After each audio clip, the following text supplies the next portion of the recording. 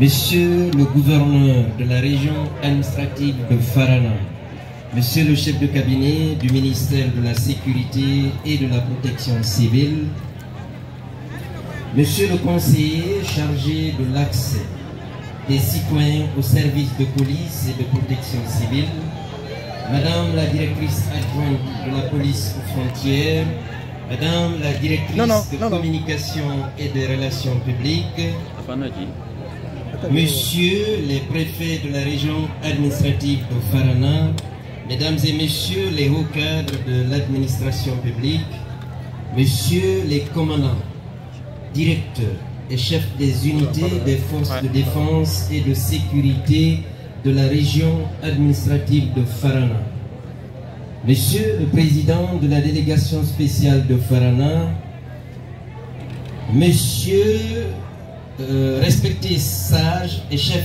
religieux, brave population de Farana, chers compagnons d'armes des forces de défense et de sécurité, Mesdames et Messieurs de la presse publique et privée, distingués invités.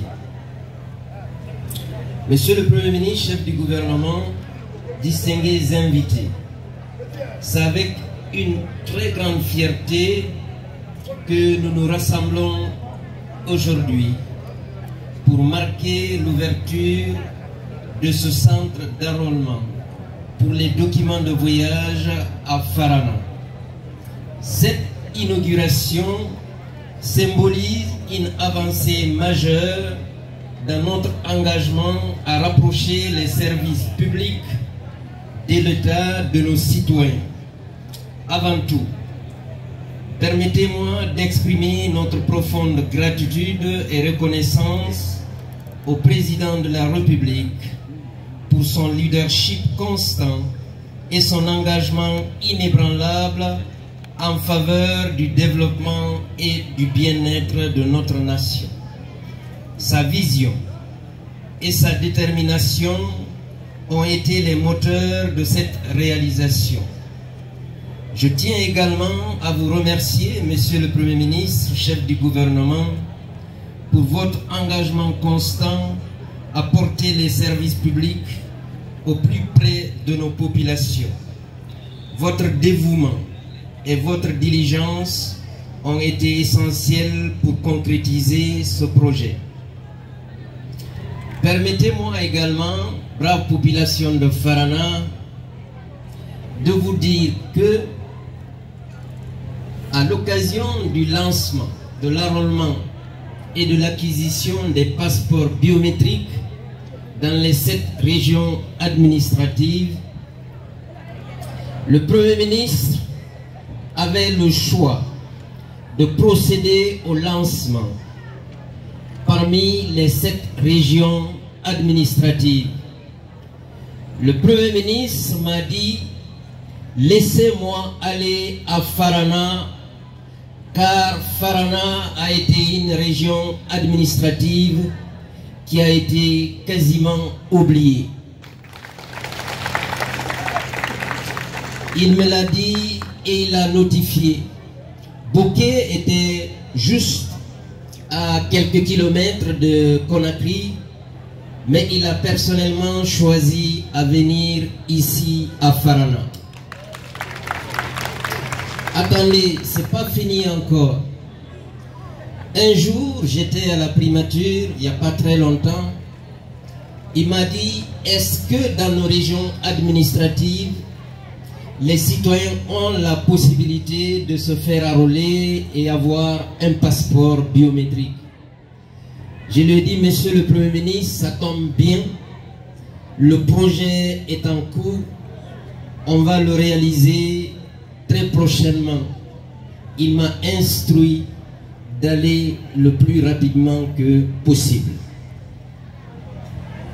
Mesdames, Messieurs, distingués invités, l'obtention du passeport biométrique à l'intérieur du pays, précisément dans nos régions administratives, n'est plus une éventualité, mais une réalité.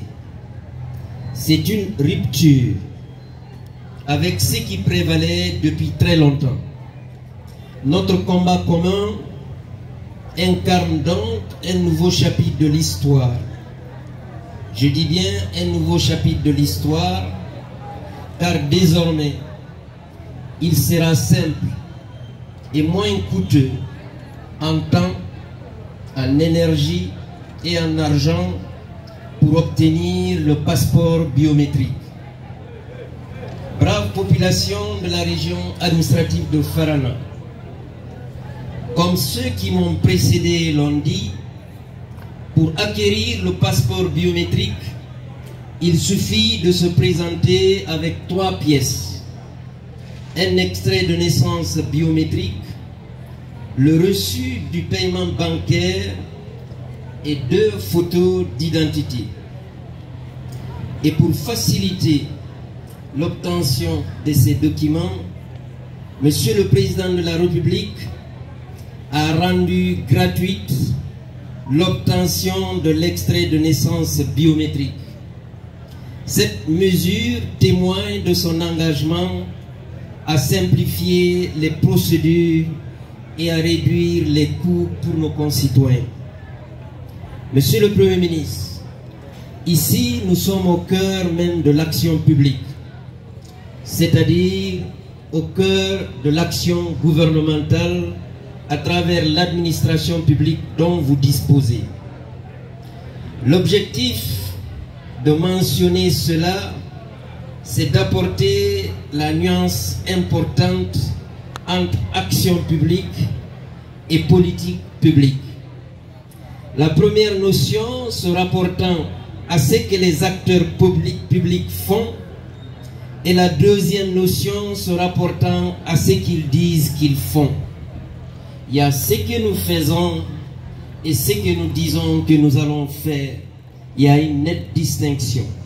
Pour preuve, cette décentralisation avait été promise il y a de cela plus de 14 ans. Mesdames et messieurs, distingués invités, ne ratons jamais l'occasion d'écrire une nouvelle page de l'histoire à chaque fois que l'opportunité nous est donnée, notamment lorsqu'il s'agit d'apporter à nos concitoyens des services publics essentiels. Monsieur le Premier ministre, plus qu'une réalité, sans vouloir fragiliser l'héritage de qui que ce soit, il serait intéressant de se poser une question essentielle. Pourquoi cela n'a-t-il pas été possible pendant tout ce temps? Je suis convaincu que c'est parce que quelqu'un sur la chaîne hiérarchique n'a pas effectué son travail certainement. Aujourd'hui, nous répondons à cette question par des actions concrètes. C'est une question d'équité géographique, d'autres diraient d'équité territoriale, lorsqu'il s'agit de l'accès aux documents de voyage. Cela implique que tous les citoyens, quel que soit leur lieu de résidence, aient la possibilité d'obtenir et d'utiliser ces documents de manière juste et équitable. Monsieur le Premier ministre, distingués invités, intéressons-nous aussi aux facteurs qui peuvent affecter l'accès équitable aux documents de voyage, à savoir la proximité des centres de services, les coûts de déplacement, la disponibilité des informations, les infrastructures, sans oublier la technologie.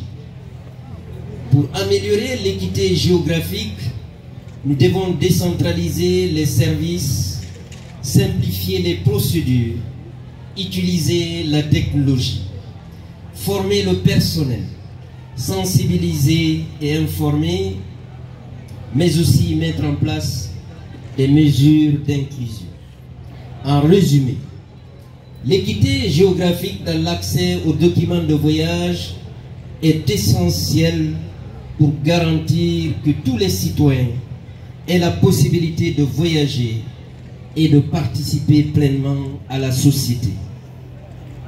Monsieur le Premier ministre, distingués invités, désormais, Je le dis pour connaissance de cause, le ministère de la Sécurité et de la Protection civile est prêt à aller jusqu'au bout de cette décentralisation, en accompagnant notamment le secrétariat général aux affaires religieuses pour les prochains pèlerinages, toutes confessions confondues, jusqu'au niveau des préfectures, en déployant des kits d'enrôlement mobile. Cette initiative louable réduira considérablement la souffrance et les difficultés de nos pèlerins, leur offrant ainsi un accès plus facile, plus rapide et plus près aux documents de voyage, en l'occurrence le passeport. Mesdames et messieurs, distingués invités, continuons à rapprocher les services publics au plus près de nos concitoyens. C'est un principe d'égalité, mais aussi un principe de justice sociale. Merci à tous d'être présents aujourd'hui pour célébrer cette avancée majeure. Mes sincères félicitations à l'équipe dynamique du ministère de la Sécurité et de la Protection civile qui m'accompagne et qui ne ménage aucun effort pour la réussite de la tournée marathon qui va nous conduire dans toutes les régions administratives du pays. Il s'agit du chef de cabinet, du conseiller chargé de l'accès à nos services publics, de la directrice de la communication et des relations publiques, de la directrice centrale adjointe de la police aux frontières et de mon attaché de cabinet. Depuis qu'on a commencé cette activité il y a une semaine, nous sommes allés d'abord à Zérékoré. De Zérékoré, nous avons traversé Beila. Nous avons traversé Kirouané. Kirouané, nous sommes arrivés à Kankan. Permettez-moi de m'arrêter un instant sur Kirouané-Kankan. L'axe Kirouané-Kankan, c'est un axe que connaît bien Monsieur le Premier ministre, qui n'a pas eu à exprimer son regret que cette route ne soit pas encore bitumée jusque-là, au regard de l'importante exploitation du diamant qui a prévalu pendant des décennies dans cette préfecture de Kirouané. De Kankan, nous avons pris la route pour Mamou avec un stop à Bissikirima pour nous enquérir d'une infrastructure essentielle qui est en cours à cet endroit. Arrivé à Mamou, nous avons procédé à la même chose, c'est-à-dire l'inauguration de l'enrôlement pour les passeports biométriques. La même activité pour Kindia. Et aujourd'hui, nous sommes à Farana. Monsieur le Premier ministre, est-ce que ce n'est pas une petite immersion, pour ne pas dire une autre immersion, à l'image de celle que le gouvernement a effectuée, sans parler de la campagne pour le recensement qui nous a conduit dans la majeure partie des sous-préfectures de la préfecture de Mamou. Nous sommes allés à des préfectures qui étaient à plus de 140 km du chef-lieu de la préfecture de Mamou. Il fallait prendre le bac à un moment donné. C'était une embarcation de fortune sur un bac sorti tout droit du Moyen-Âge. Permettez-moi de vous dire que l'ensemble de toutes ces activités-là, c'est pour concourir à l'amélioration du mieux-être de nos concitoyens. Mesdames et messieurs, permettez-moi également de dire grand merci aux autorités régionales et préfectorales de Farana, ainsi qu'aux braves populations de la ville de Farana. Farana, on a été tout le temps très bien accueillis, avec une très grande mobilisation. C'est pourquoi je salue Monsieur le gouverneur et Monsieur le préfet qui ne ménagent aucun effort pour envoyer les citoyens lorsqu'il s'agit de l'inauguration d'une infrastructure ou d'une avancée majeure. Permettez-moi juste de revenir en allongeant un peu la liste des acquis du CNRD ici à Farana. Là où nous sommes ici, c'est un acquis du CNRD.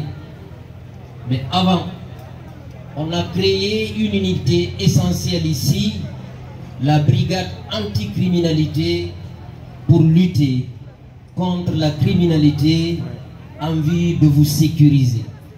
Aussi, il ne faut pas oublier que dans le cadre de la protection civile, Farana a bénéficié d'un camion incendie ici à Farana. Et récemment, avec Monsieur le Premier ministre, nous avons procédé à la pose de la première pierre pour la construction de la direction régionale de la police de Farana. Et pour revenir dans le sens le plus large, à la région de Farana, à Dinguiraye, nous avons également des infrastructures en cours. Monsieur le préfet de Dabola, il est là. Il a été le premier à bénéficier d'une infrastructure ultramoderne dotée de toutes les modalités sur l'ensemble du territoire national. Et à Bissikrima, je pense que si tout va bien, dans 8 à 10 mois, nous allons inaugurer également une caserne des compagnies mobiles d'intervention et de sécurité. Ça veut dire quoi? Ça veut dire que Farana, nous avons pris en compte le retard lorsqu'il s'agit de la réalisation d'infrastructures dans la région administrative de Farana. Vive la région administrative de Farana, vive la République, que Dieu bénisse la Guinée. Je vous remercie.